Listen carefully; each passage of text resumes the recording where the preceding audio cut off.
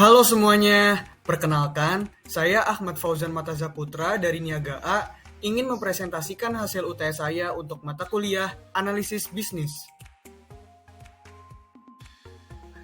Nike.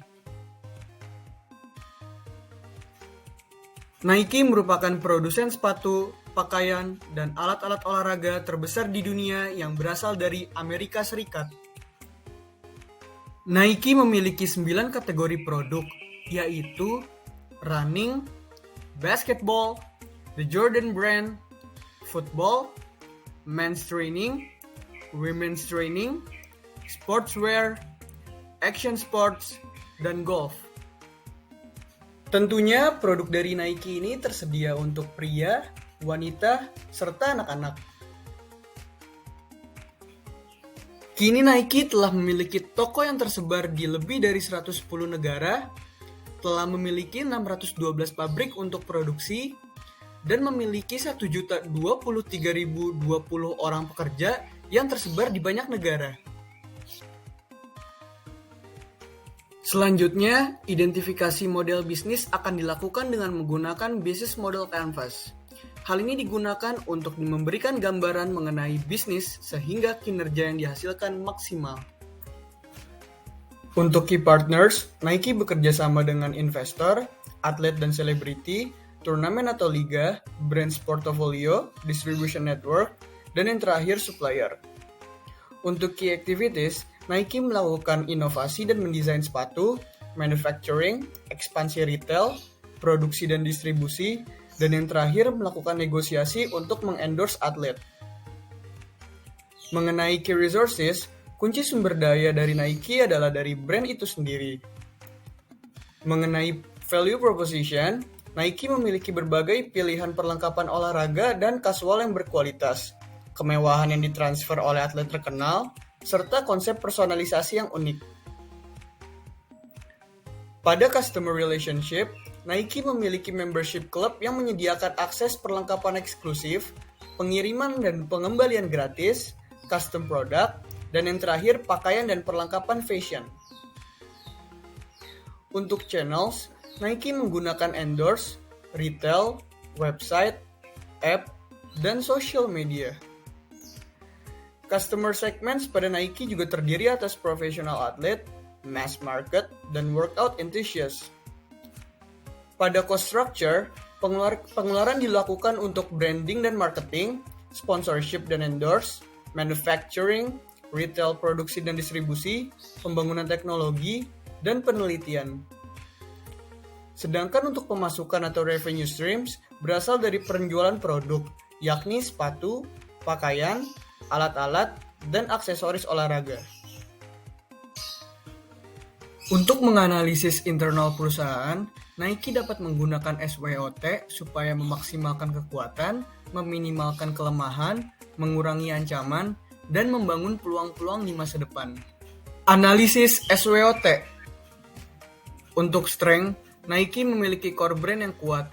Hal tersebut dapat dilihat dari Nike adalah salah satu perusahaan pertama yang muncul di benak publik ketika mereka memikirkan sepatu sport yang trendy. Yang kedua, portofolio brand beragam. Portofolio brand ini mencakup Converse, serta lusinan submerek lainnya seperti Air Jordan, Nike Blazers, dan Nike SB. Dan yang terakhir, Nike memiliki biaya produk yang rendah. Hal ini karena banyak produk Nike yang diproduksi di negara berkembang yang memiliki biaya tenaga kerja rendah seperti Indonesia dan Vietnam. Selanjutnya adalah weakness. Weakness Nike yang pertama adalah ketergantungan pada pasar AS. Pada tahun 2018, lebih dari 40% pendapatan Nike berasal dari pasar AS. Jika pajak atau kebijakan hukum Amerika diubah, maka secara signifikan merugikan keuntungan dari Nike itu sendiri. Yang kedua, outsource manufacturing. Sistem ini mengakibatkan produk Nike tidak selalu berkualitas tinggi. Dan yang terakhir, Nike lebih fokus pada sepatu. Nike memang belum banyak melakukan diversifikasi pada industri lain. Berikutnya adalah opportunity. Opportunity pertama yang dimiliki Nike adalah growing market, di mana banyak orang terutama di negara baju secara bertahap menjadi lebih aktif. Faktor ini dapat menciptakan pasar sepatu yang terus berkembang. Selanjutnya, emerging markets. Di area seperti Asia Tenggara, Pertumbuhan pendapatan yang dapat dibelanjakan menghadirkan peluang bagi pasar baru untuk menjual produk. Dan yang terakhir, produsen yang bertanggung jawab. Jika Nike mampu mencap diri mereka sebagai produsen barang-barang pakaian olahraga yang bertanggung jawab, mereka mungkin dapat meningkatkan penetrasi pasar di antara konsumen yang lebih etis dan sadar lingkungan. Selanjutnya, analisis yang terakhir adalah trade. Trade yang dimiliki oleh Nike adalah penekanan pajak. Terdapat kontroversi yang mengatakan bahwa jumlah kelonggaran yang diberikan perusahaan besar dalam hal masalah pajak dan kebebasan mereka untuk membayar pajak dalam jumlah rendah mungkin suatu hari akan berakhir. Hal ini akan memberi Nike laba bersih yang jauh lebih kecil. Yang kedua adalah kompetisi. Nike bersaing di pasar olahraga yang sangat kompetitif dengan nama besar lainnya seperti Adidas, Puma, dan Under Armour yang siap menerkam setiap adanya peluang baru. Kategori modeling requirements yang dilakukan untuk menganalisis Nike ini adalah dengan menggunakan organizational chart. Salah satu kategori ini berfungsi untuk mengidentifikasi pemangku kepentingan utama dalam perusahaan. Struktur Nike dipimpin oleh General Manager yang bertugas untuk mengatur unit bisnis yakni pakaian, sepatu, dan alat-alat olahraga. Lalu, General Manager tersebut membawakan Functional Manager yang bertanggung jawab pada sumber daya manusia, keuangan, pemasaran, penjualan, dan kegiatan operasional. Struktur matriks Nike ini hadir di tingkat regional dan subregional. Untuk menganalisis lingkungan eksternal, Nike dapat menggunakan Porter's Five Forces untuk menganalisis bagaimana lingkungan yang kompetitif akan berpengaruh terhadap pemasaran suatu produk. Analisis Porter's Five Forces yang pertama adalah Power of Buyer. Sepatu adalah barang penting bagi pelanggan. Pelanggan memiliki knowledge mengenai kualitas sepatu dan baju untuk dibeli meskipun terdapat produk dengan harga yang cenderung lebih murah, sehingga power of buyer tergolong moderate atau sedang. Selanjutnya adalah power of supplier. Pemasok utama dalam industri ini adalah produsen. Nike bekerja sama dengan produsen negara berkembang untuk mengurangi biaya bahan dan biaya tenaga kerja, sehingga power of supplier ini tergolong rendah. Selanjutnya adalah threat of new entrants. Perusahaan-perusahaan baru sulit dikenali oleh sebagian besar pelanggan dalam waktu singkat. Ketika mereka ingin mencoba cara penjualan lain seperti penjualan online, mereka tidak bisa mendapatkan efek positif karena pelanggan tidak terbiasa dengan perusahaan baru.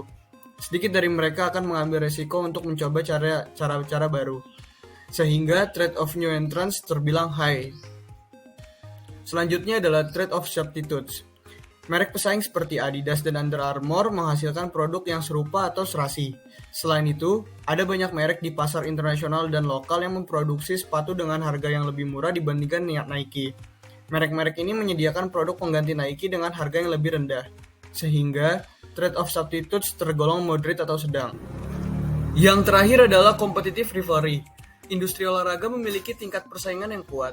Beberapa pesaing besar Nike seperti Puma, Under Armour, dan Adidas telah berinvestasi lebih banyak dalam pemasaran.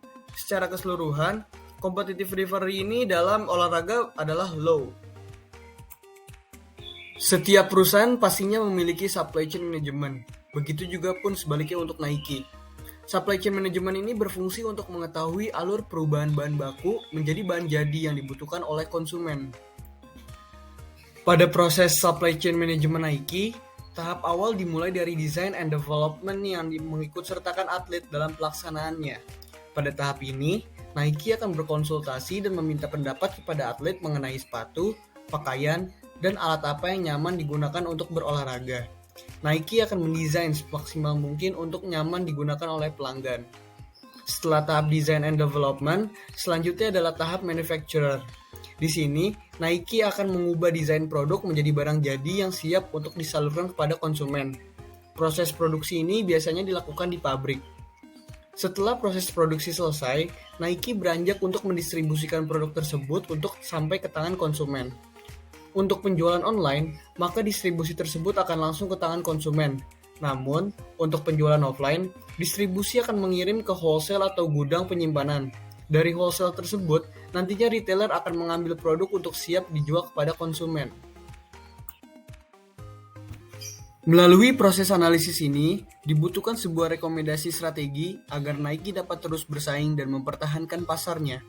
Berikut merupakan rekomendasi strategi untuk Nike. Rekomendasi pertama adalah melakukan co-brands dengan high-end fashion. Kerjasama ini dapat dilakukan melalui penciptaan barang baru dari hasil kolaborasi.